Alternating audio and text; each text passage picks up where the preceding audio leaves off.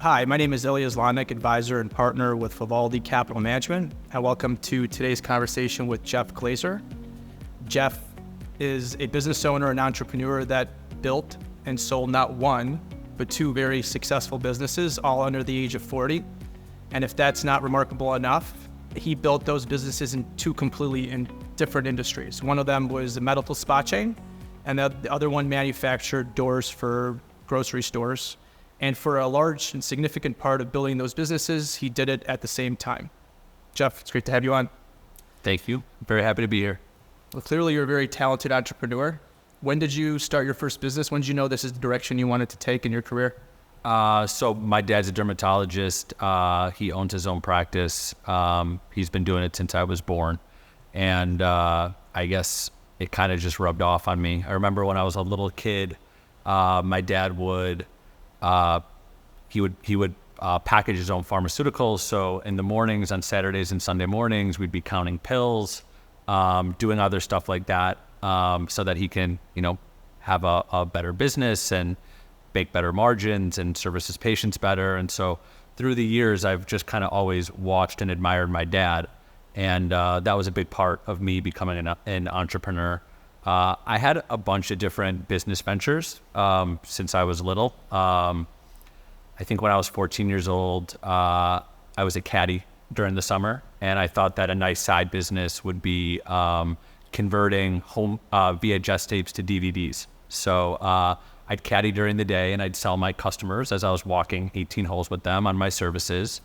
And then at night, I would actually, convert the tapes from tapes to DVDs. So that was when I was like 14 and 15 years old.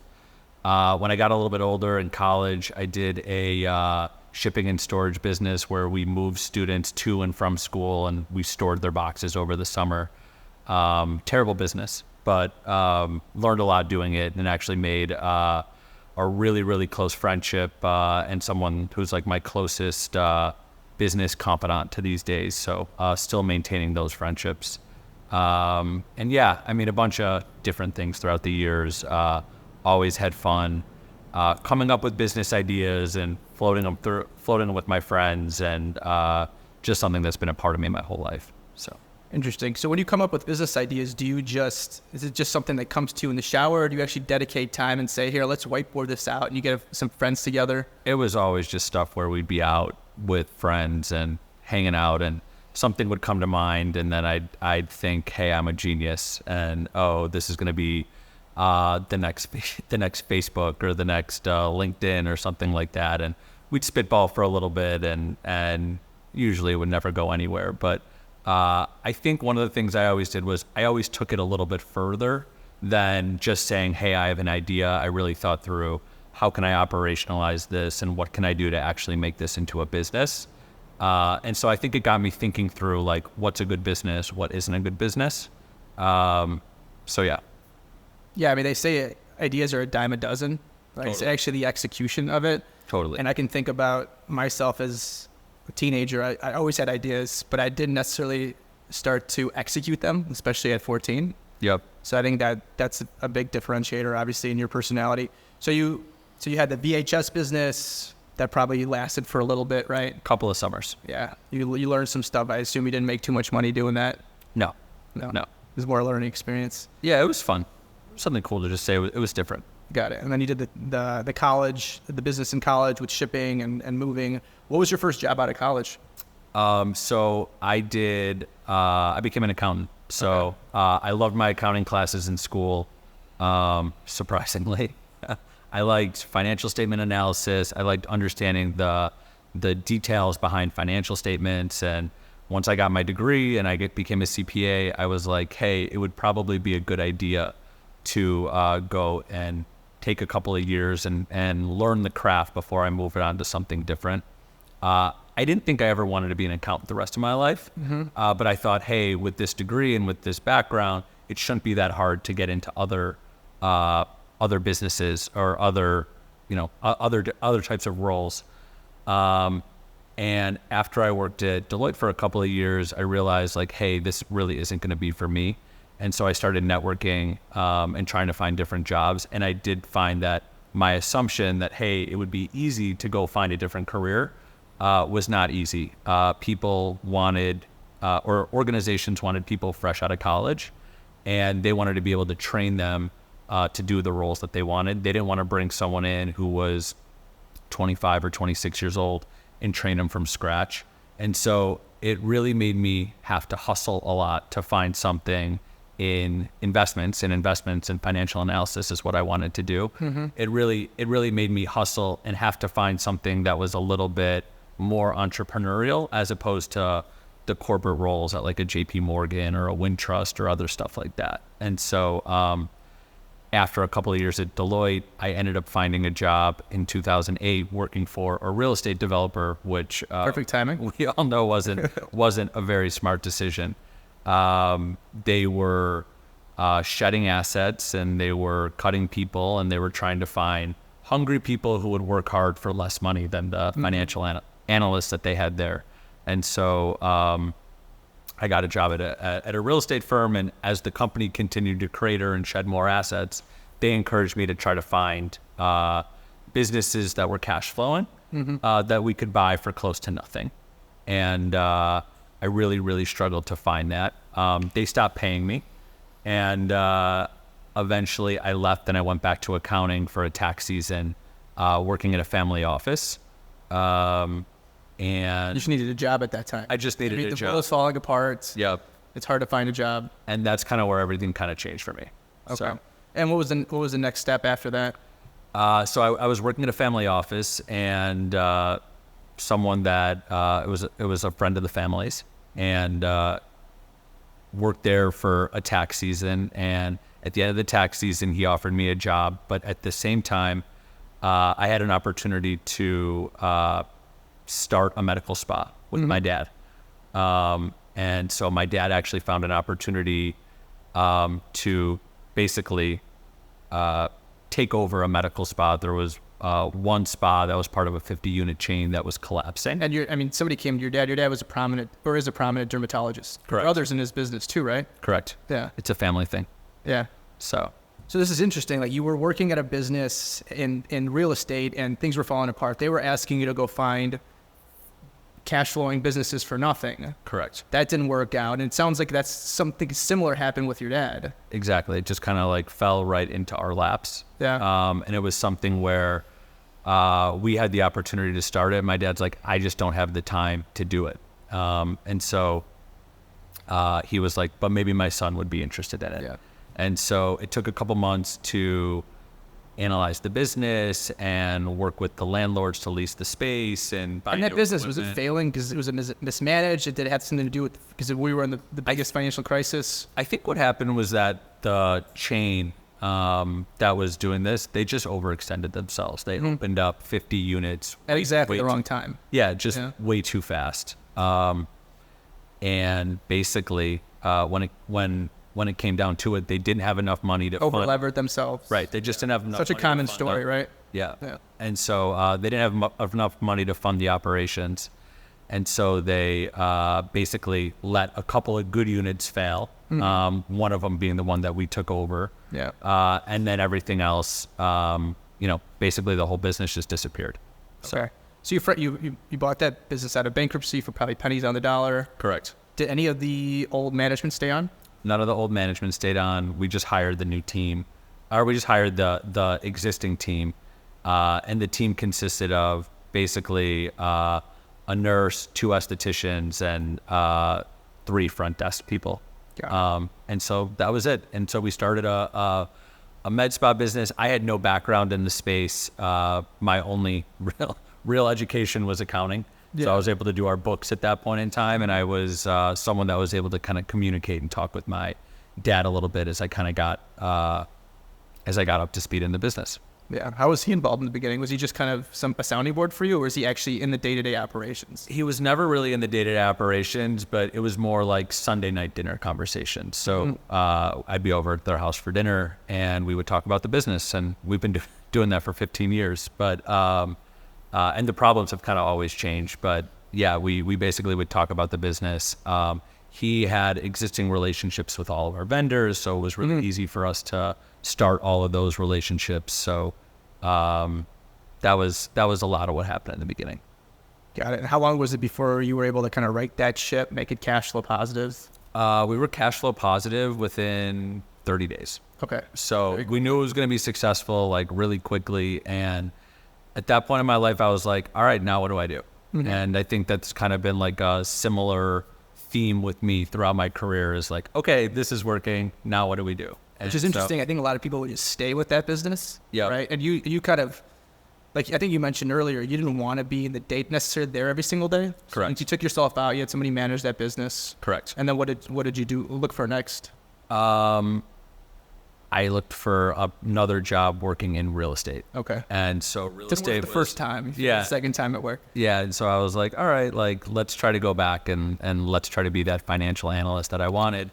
And the nice thing was that, like, this was 2010. So it was right around the time that, like, side hustle or hustle culture was really kind of beginning. So it was cool to have something else. It differentiated me when I was going to the job market. And so I met with a bunch of different people in real estate. And one of the real estate developers that I met, who still very close with today, I see him as my mentor. He's like, I don't have a job for you in real estate, but I do have an opportunity for you. I'm buying a operating business that's in Canada, and I'm looking for an assistant to help me be on site, be my eyes and ears, help me interface with the board of directors. I just think it'll be a really interesting experience for you. And ended up getting that job. I ended up getting a couple of other real estate jobs at the exact same time. But I was like, this operating business, this is a lot more interesting. So I got a job at an operating business, and the operating business, it was private equity backed. What they did was they made replacement parts for refrigerators in supermarkets. So like very, very niche, very, very different from the business that the medical spa business Or real I estate, understood, right? or real Real estate. Yeah, it was just completely out there. You said it was in Canada, so you were traveling there for a portion of the month? Yeah, I was on the road usually, 2, 3, sometimes 4 weeks a month. Where in Canada? Up in Montreal. Okay. And so just complete culture shock. They speak a different language there. They speak French, They right? speak French. Okay. I don't speak French. No. But do they even speak English there? I feel like they want to focus on speaking French. They're very passionate about being French Canadian. Yeah. So there's a lot of rules that say French is the first language there. There are not a lot of people that speak English. We weren't in Montreal. We were actually in like rural Quebec. Okay. So probably like an hour and a half outside of the airport. Yeah. If you were to walk out the front door, you would see farms to the left and farms to the right. And so obviously as you get further away from a metropolitan area, there's less and less English spoke. And so Likely not a good place to build a med spa. yeah, no, not at all. Not at all. So I worked in that business for a while. That business, very, very interesting business, but it ended up failing. And so after a while I was like, hey, this just isn't a good environment for What do you think happened? Why did it fail? I think the main reasons it failed were, the company that bought them put on a ton of debt. There was no real management team or process, so we had to like really try to build a team real fast. And then they wanted to transform the business by adding a lot of new customers and putting in like new technology, and everything just failed. It's so interesting, the common theme between the med spa business that you bought, which tried to grow and put on a ton of debt, and then this business that ultimately ended up going bankrupt as well. Yeah. So, and so it got really, it just was a really tough place to work. It was very stressful. We were always trying to overperform for our customers and we couldn't. So it was just a lot of delivering bad news, which is just awful and a terrible feeling. And a lot of our customers were US based customers. So who was the person who spoke English, who could deliver the bad news for the customer? A lot of times it was me. Yeah. But I got a real lot of experience. I got to see the inner workings of a manufacturing company. And really got to learn a lot about processes and learned a lot about management and leadership and reporting up to a board of directors and everything. I got to see every single part of that business. And there were a lot of leaders. I mentioned my mentor before. He was only a interim CEO before they brought in a new CEO. And there were probably 2 or 3 other leaders after him. And so I got to see a bunch of different leadership styles and really got to learn a lot about. How long were you there for? About 2.5 years. Okay. And at that point, it was just it was no fun. And I actually found an opportunity to buy a second spa. Okay. And so this was 2012. The first spa we started in 2010. So and I ended up closing on a second spa in November of 2012. And I was like, I don't know. I think I was 27 years old. Wow. And so that was like the first real business that I ever bought. How'd you finance that? Combination of things. The seller financed most of it. I had some cash that I had earned from the first spa. And was it just a seller that was older, they wanted to retire? Or what was the situation there? It was a entrepreneur also. And she started the spa 5 years earlier. She didn't really have a lot of a personal life anymore. And managing 15 people was becoming a bigger burden for her than she wanted. And so she basically was like, hey, I just want to be an employee at the spa. Let's take some cash off the table. Okay. And that's what happened. So ended up having a pretty good relationship with her. She stayed on for a number of years. So I left the Canadian business and then bought that second business. What was really nice was that they had the founder, the person who I bought the business from, had a really, really good view of how a spa should run, and how to make patients love you. And that was never something that I was like really, really focused on at the beginning with images. At the beginning with images, I was just like, hey, let's just get the business going, and not really focused on being like a hugely customer-centric business, more just being like, hey, let's just make some money and go. And I think based on my experiences in Canada and then buying the second business, I think a lot of what changed in me and what I learned was really the reason that we're in business, any business, is to be there for your customers and to make your customers love you. And so when I kind of pivoted around that and I kind of got that through my head, which seems obvious, but it isn't obvious for everybody. Maybe not so obvious graduating from college and focusing mostly on the tax side, which is all about numbers and less about the client. Yeah. And so it was something that like really I think was pivotal for me to just really realize that like, hey, all of this is about making sure that you can that at the end of the day, your customers can say that you're honest, you charge them a fair price, and they're going to get more value than what they pay for.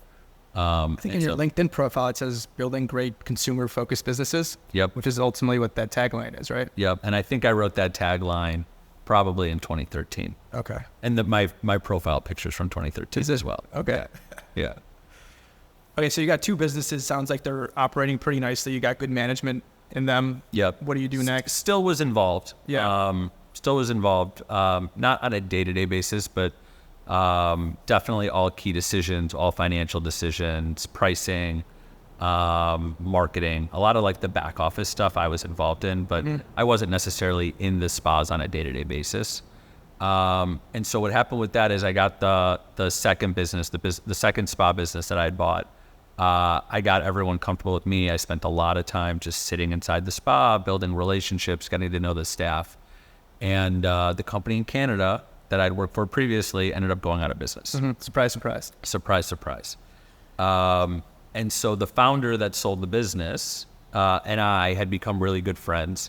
I was the first accountant that he had ever met with. Again, we were in rural Canada, so he didn't have a lot of people that he knew with my background, and he was a manufacturing guru, still like a very, very close friend of mine. How old is he? To this day. He's probably 41, 42. Oh, super young. Yeah. I thought you'd say he'd be much older. No. He, similar to me, took over a small business from his dad. Okay. And grew that business by like 10 times or 15 times. But great guy, like I said, really good friend of mine. And he said, hey, the business, it was called Continental Case, is going out of business. Let's buy it together. So I had two spas, and I was single, not yet married, and I was Like 28, 29 at the time? I think I was maybe like a little bit older, but yeah, right around there. And so I was single, and I was like, let's do it. I knew the business inside and out. I did have a chip on my shoulder that some of the things and changes and stuff I wanted to do inside the business I wasn't able to do before. And again, very similar story to Images. When it went out of business, the first Images, when it went out of business, basically all we were trying to do is bring back our old customers. We got a great deal on the business. Well, so how much did he sell the business for originally, and how much did you buy back the business for? I'd prefer not to say it on camera. Yeah, that's fine. I'd prefer not to say it on camera. But I'd say that what he sold it for and what we bought it back for was probably 1/100th. Wow. Of what it was. And actually, cool story, we got the business going. We brought back a couple of our customers, and we were able to make our money back within a month. Yeah. So it's amazing. Yeah, that was a very, very cool thing. But you were back in Canada. But I was back in Canada, and this time it was mine. So it wasn't something, but this time it was mine. And so this time it was something where I wanted to be there. Yeah. I was really excited about the opportunity, way more excited about this opportunity than the med spa opportunity. Yeah. I always kind of just thought that the med spas was just going to be something that was just passive and an investment for me. Yeah. Whereas I looked at this as like, hey, this is going to be my opportunity to make a bunch of money. Yeah. I love the business. I love the economics of the business. I knew every part of the general administrative and sales side of the business. Didn't know anything about manufacturing. To this day, I still don't think I know that much about manufacturing. But anyway, that's kind of how things started. And that was, like I said, I think that was like 2013, and it was just exciting. It was very cool. Yeah. I guess throughout this process, maybe we fast forward a couple of years, because a lot of it was, throughout those years, was blocking and tackling, operating. Totally. Two businesses growing. It was brute force. Yeah. It was brute force. Yeah, I mean, you're running. I mean, at what point were you like, wow, this is a lot? I mean, were you stressed out? And you must have been running two businesses at some point. You're taking on more locations at Images, right? We had it.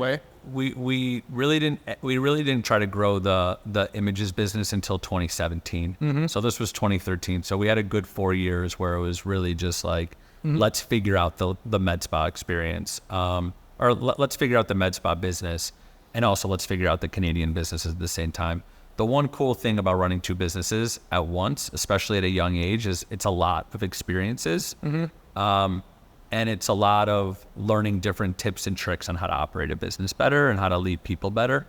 And so I feel like my career was just accelerated because I was doing so many things at once. And I've always been, like, learning has always been one of my true goals, and financial success also. But learning is always something that really motivated me. And so I was learning a lot, and I was excited about that, like really, really excited about that. So yeah, later, I think I got married in 2014 and started having kids in 2015. And at that point, I was still traveling. I was still running two businesses. And that was the point where I was like, this is starting to become too much. I had thought that the Canadian business would be an overnight success, where it would be something like, hey, it would be a 2 or 3 year turn, and then we would sell it. And as we got into years 2, 3, 4, we really realized that the business was good, but it wasn't something that was going to be flippable. Yeah. And so I had a lot of moments where I was like, how am I going to manage this? Why did you realize it was inflippable? It just didn't grow big enough. Okay. And we weren't able to diversify the customer base big enough. And I think we were looking for a bigger outcome than what it would have been. And so we were like, okay, let's just keep growing the business, and let's add product lines, let's add new services, let's see what we can do to get this to be a really big business. And so, again, even while we're running a business in Chicago, running a business in Canada, we're constantly trying to expand and grow. And I look at my partner in Canada as one of the best entrepreneurs that I've ever met. And he's pushing harder than me to do new things and try new things and the same expand age, our customer base. Yeah. And so it was just a lot of pressure to operationalize all that stuff. And I think, once you start having kids, it really kind of changes your priorities a lot in your life. And so I didn't want to be the dad that I was looking back when they were 10 or 15 years old and say, I threw away my kid's childhood to make money. But I was the owner of 2 businesses. Yeah. And so it was something that was challenged, because you can't just be like, I'm an owner and a key person running them, and now I'm just going to step back. Like, there's just no way to do that. And so that was the first time, probably like 2018, 2019, where I was like, I'm just not doing a good job professionally or with my family. I have too much stuff going on. We need to start thinking about, selling the spa business, or selling the Canadian business, or somehow backing out of one of the businesses. And then COVID hit. Yeah. And how did that change things? The refrigerator business was in, we service supermarkets. And so supermarkets were an essential business. And we did a lot of construction inside supermarkets, and supermarkets were performing very, very strong. And so our sales ended up going through the roof. And I didn't have to travel, which was cool, because I wasn't allowed to travel. Yeah. And we realized that, hey, I could do a lot of my role from Chicago with Teams and Zoom and all that stuff becoming more prevalent. I was able to train, over Teams, over Zoom, and continue to grow the business even though I was away, which was awesome. It was something that was very cool, but I was still overwhelmed. The business was still a real lot. My partner and I had been partners for 8 years at that point in time, and he was tired. I was tired. And we basically just said, hey, let's try to meet some bankers and let's see if we could sell this business. And so that was 2020, probably like, I don't know, November or December, where we started interviewing bankers. And that kind of led to us selling the business. So we ended up getting introduced to about 5 firms. Because of some of the issues with the business, we weren't able to do like a mass process. We were going to one-off private equity sponsors to see if they'd be interested in a lower middle market, highly customer concentrated business that was in a very, very niche market. And so it just wasn't a very easy sell. We got connected with an amazing banker out of Montreal. And we spoke to 5 different groups. And when we spoke to the 5th group, we ended up getting an offer. And it was a lot of back and forth, but we ended up getting an offer. And I remember, and bringing this back to my dad, I remember once we got the offer, I called up my dad, and we didn't really know what the business was going to be worth. We knew that our numbers were on a really good upward trajectory. What were your growth rates at that time? It was a project-based business. So we got to a certain point in revenue, and we kind of just like stumbled flat for a little while. So we didn't have any like major, like our growth wasn't growing at a consistent 25% a year. We were a little up some years, we were a little down some years.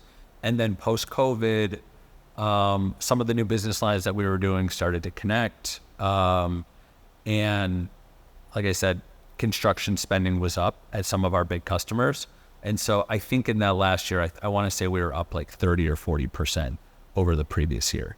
And so that made the business hard to value, obviously, because There's no consistency. There just wasn't that consistency there. And so when we got the offer, I remember first I spoke to, my partner, and then I called my dad. And I called my dad, and I still remember thinking about this. And as I'm like telling him what the actual offer was, like I'm breaking down into tears. He must have been so proud of you. He's breaking down into tears. And I think, a lot of what they talk about is core memories. And that's definitely like a major core memory of my life, is just being able to tell my dad, hey, this thing that no one knew what it was, that we've been traveling to Canada for 10 years where, like I said, just weird and goofy and different. It was very, very validating.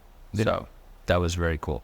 And that must be even more meaningful. I have 2 kids, you have 3, knowing kind of now that you're the father and Yeah. that relationship. Totally. Totally. So that was that. And at that point in time, I had still stayed with the business for a couple of years. That was 2021, November. But they brought in a new CEO, they brought in new people, and I didn't have as much value as my partner did. And so he's still operating in the business today. I still have a carry inside of the business. So I still stay very, very close to the business, but I'm not involved operationally in that business at all anymore. More like an advisor. Yeah. Yeah. And by the month, advising less and less and less. So, but it's neat. It's nice to still stay involved in the business. It's nice to still keep tabs, and we still have a ton of people that I've hired and trained and coached, and a lot of people and a lot of really good relationships that still happen up there. So, well, for you, it sounds like the best outcome, because a lot of these have burnouts, and you have to stick around for a couple of years, be very involved, and you were able to totally get out. All right, so you were able to kind of sell that business, do very well, and then what's going on with med spa images? So the med spa space, starting in 2021, there's a big group of private equity firms that solely focus on rolling up healthcare businesses. So buying dermatology practices, buying ophthalmology practices, veterinary practices. And so there's a bunch of firms that have sprouted up over the last 10 or 15 years that have done really well, buying a bunch of small businesses and packaging them up together. And the businesses that they've done them with are all very trendy. So a lot of the same people a lot of these same groups are doing these same businesses. And in 2021, there was just some research papers that came out that said, are med spas the next big roll up? And so those research papers started coming out. I started getting a lot of inbound emails and LinkedIn messages that are saying, hey, we're really into med spas. And behind the scenes in all this, so when we last touched on med spas, I had 2 med spas. At this point, we had 7. So this was 2021. We had bought a couple of other spas. We built some other spas, really learned the business. And I'm very proud of it. A beautiful business that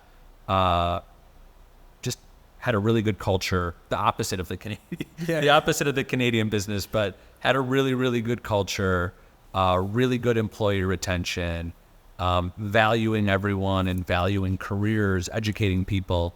And so we had really, again, opposite of the Canadian business, very consistent growth year after year after year.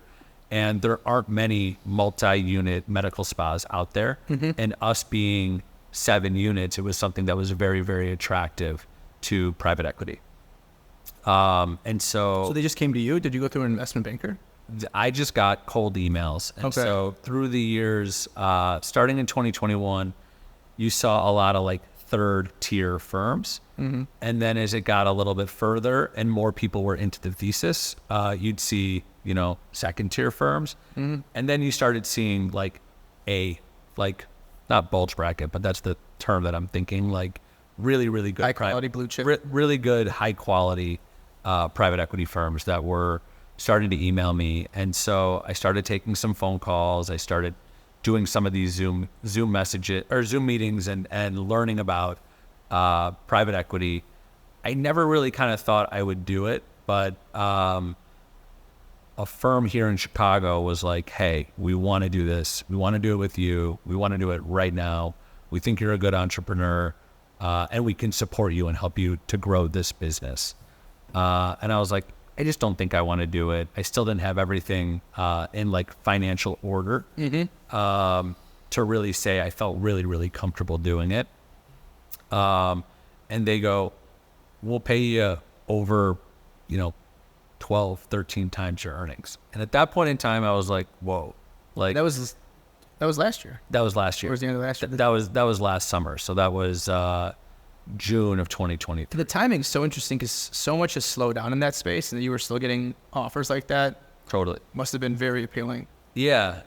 And it was something where, like I said, I love the business, but I look at myself as I said before, I like learning new things. I truly feel like with the spa business, we figured out the full playbook. We know what to do. We know how to coach employees. We know how to staff centers. Never ever had hiring problems, which is a lot of thing that service businesses had faced over the years. And so, I put together a book. I mean, you should really treat your employees well, not to have a lot of turnover in a service-oriented business. I mean, Correct. That's the key ultimately. Yep, I completely agree. If you can get your employees to stay, you're gonna have consistent relationships with your customers, and your customers are gonna want to stay, and the business is gonna grow. Like really, it's as simple as that. And there, I guess there's a lot of details behind it, but it's pretty. I think the formula is pretty simple. So anyway, at that point they said, hey, yeah, we'll give you 12 times. And I wasn't going to just let one group look at the business. So I put together a book. I had spoken, like I said before, to probably 15 or 20 other firms. And I always had in the back of my mind, these are the quality groups that I could see myself doing business with. You're always kind of required to roll a portion of the proceeds of the sale into the new business. And so it's very important when you're making that decision that you're choosing groups that you think are going to end up expanding the value of your investment. And so I had 4 groups that I spoke to. I put together a book. I released it to them in September. By the end of October, I got 4 offers, each one better than the last. And it was, like I said, it was similar to the core memory with my dad last time. Like, I remember where I was, where I got the last offer, and in tears, not thinking that this business would ever be worth what it was. And so I ended up, I had two options. I could either become a platform company where I would buy other businesses, other med spa businesses, or I could become part of a other med spa platform and work for someone else. And at the end of the day, I did, like I said, I decided to take the lesser role because I did have a lot of background working with private equity. I knew how much pressure there would be, and I decided to take a lesser role and take less money as well for the right thing for me, for my family. Yeah. So we talked about this yesterday, or maybe even earlier today, about the importance of work-life balance, especially with kids. For sure. I mean, you sold 2 businesses. You're mostly out of the businesses from an operational day-to-day perspective. You just turned 40, so there's still a lot of time ahead. You've got young kids. I mean, how do you look at the work-life balance moving forward? How do you look at your next opportunity? I'm sure there'll be another venture at some point. Yeah. I think my kids are still at like this really cute age. My kids are 8, 6, and 1. And so those are the times where they need you and they want to be with you, and you can help build foundations for them. And so for me, my decision, like I said, to take a lesser role and to focus more on family and balance was really to be there for those formative years of my kid's life, and also to kind of just give myself a little bit of a break after 15 really dialed up years. And so I think going forward, you could continue to say, what's that higher mountain? And that's kind of how I'm built. And I think I will go back into that mode someday. But for right now, I think that the personal, familial type mountains, those are the types of things I'm looking to accomplish over the next, 4 to 5 years as the kids are growing up. Yeah. And that transition sometimes is hard. After you've kind of been grinding for 20 years. Yeah, I kind of feel a little lost sometimes just because I have been grinding, and now I feel like, what do I do with myself? Yeah. And those are good, fun problems to have. And I still stay busy. But Drop the kids off at the bus in the morning. Yes, every day. So, but those, like I said, those are good problems. I'm very proud and happy to have those problems. Absolutely. So I guess just to finish this off with one last question, if you could give one piece of advice for an entrepreneur that's starting off his career, what would you share? Start young. Definitely start young. I think that when you have a family and kids, your obligations are a lot more, and you just can't take risks and do a bunch of different things.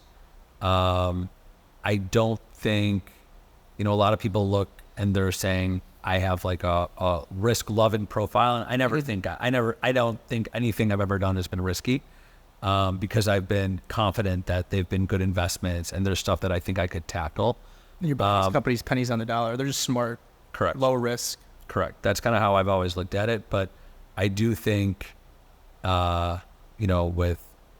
with kids and wives and all these different obligations, life definitely gets more stressful as you get older, and you have more stuff that's, piled up on top of your shoulders.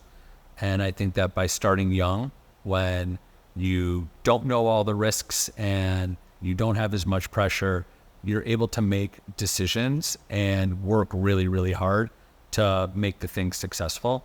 For both of my things, like I said, I've been doing the refrigerator business since 2009, and I've been doing the med spa business since 2010. None of them were overnight successes. Everything was year after year after year, slow growth. And if you can do one or two meaningful things a year, and you look back 15 years later, you're going to say, hey, I did a ton of amazing things.